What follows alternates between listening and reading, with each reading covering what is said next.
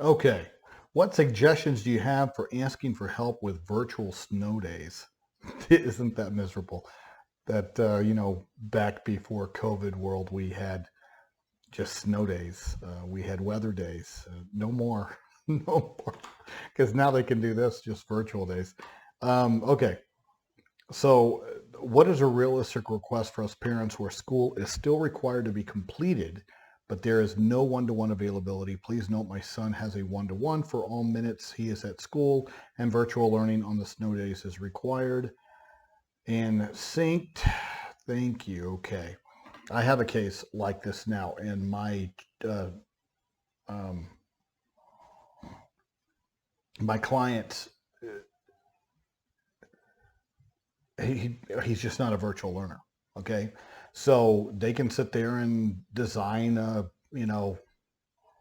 um, continuing learning plan. They can or a distance learning plan, however you want to slice it. They can do all that stuff. Doesn't mean that it benefits my client. Doesn't mean that that fits into what a FAPE is for him. It is, in a sense, trying to squeeze a round peg into a square hole or a square hole into a round peg. Don't care. But that's what it's like. It, these formats are not individualized. So they can sit there and say, well, it's a snow day, therefore your child must. No, your child doesn't must. That's just not how this works. And I'm purposely using inaccurate forms of English, so you just excuse that. Okay, that is still going to be an IEP team decision. And quite frankly, it needs to be, I'm not going to say a modification, but there needs to be an alternative. That's probably the best word. An alternative for those kinds of situations to where, the IEP is being delivered in the format that is designed to provide your child a FAPE. Now, for your child to benefit from um, uh, a synchronous school experience virtually, which means that everybody's logging on at the same time, pretending it's just like the class environment. And for some students, they may do well in a situation like that. I mean, some children have been able to evolve into this new world that they've that has been sort of that has come out of all of this. And that's I'm not claiming that, but with many of our students, that's just not an appropriate learning environment. That's not how they learn. It's not individualized. It's just forced upon them that thou shalt do this, and that's the aspect. Sort of like a comet. The comet's already moved forward, and what we're dealing with is the tail. It's always these great ideas. Oh, this virtual learning, what a wonderful experience. Oh, look at all these resources.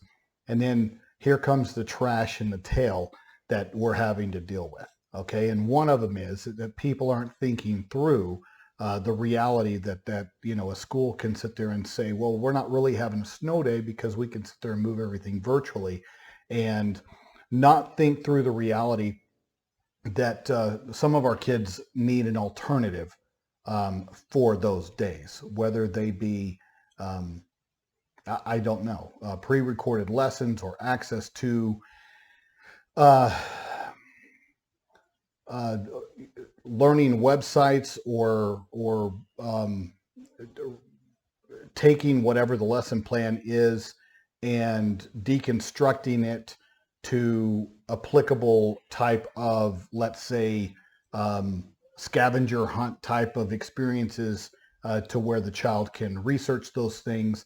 But the reality is that there needs to be an alternative figured out, or have that day be sort of excused. A child missing one day, 2 days, even a week, and sometimes even longer does not necessarily amount to or create a denial of FAPE.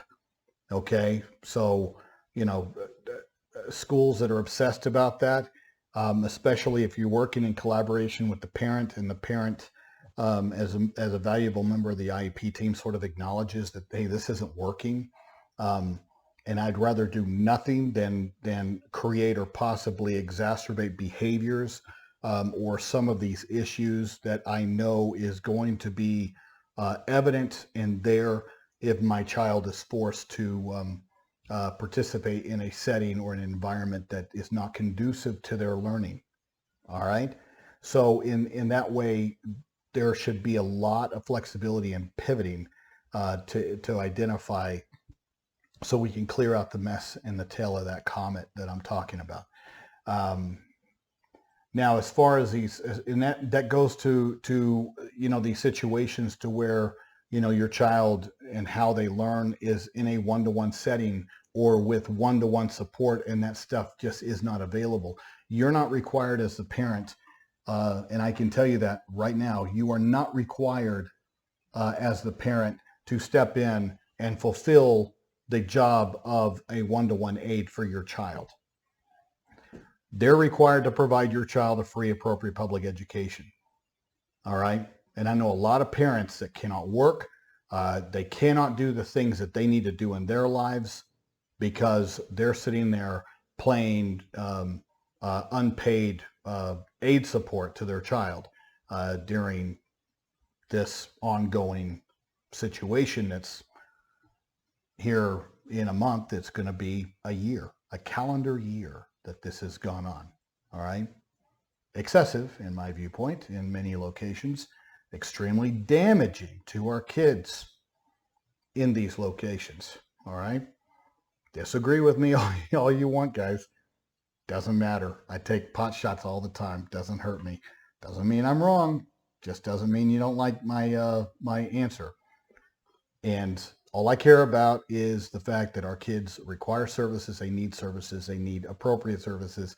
And for all those kids that cannot learn through these virtual settings, the fact that people have been too lazy, in my viewpoint, or holding on to all these CARES Act money, or not spending these resources that are available because you just want to hold on to it like it's yours, to where you're not accessing third-party tutors or other professionals that are open, that can provide these services, because the school won't, and they can do it safely if the parents are agreeing to that format. Because I don't want to hear any excuses about the schools reopening safely. If they don't want to do it, I don't care. It's your school. It's your community. You don't want to open your school, don't open them. But as far as what available resources that exist within the boundaries of your school that will do it, that can do it, that is open, I think parents should be given the financial options to be able to do that with the money that is taken out of everybody's check, out of their property taxes, to sit there and go to this nightmarish, ongoing chasing of our tail. It's just, I don't know if we're going to recover, with regards to the damage done long term, but we'll figure that out, as always, long term, the kind of damage this has done. That's my advice. You got to establish alternatives, and that has to be done either with it should be done on the IEP team, so that it can be notated that anytime this happens, this is the direction that will be taken, and then you establish a set of criteria. Does that necessarily need to be notated inside the body of the IEP, or can it be notated, let's say, in the meeting minutes or a side plan that the IEP will be followed, but if a snow day occurs or some other situation occurs, that this alternative plan will be the one that will be, and I'm not talking about an alternative IEP plan, I'm just talking about an alternative schedule, alternative lessons for that day, prior to resuming in-person services according to the terms of the IEP.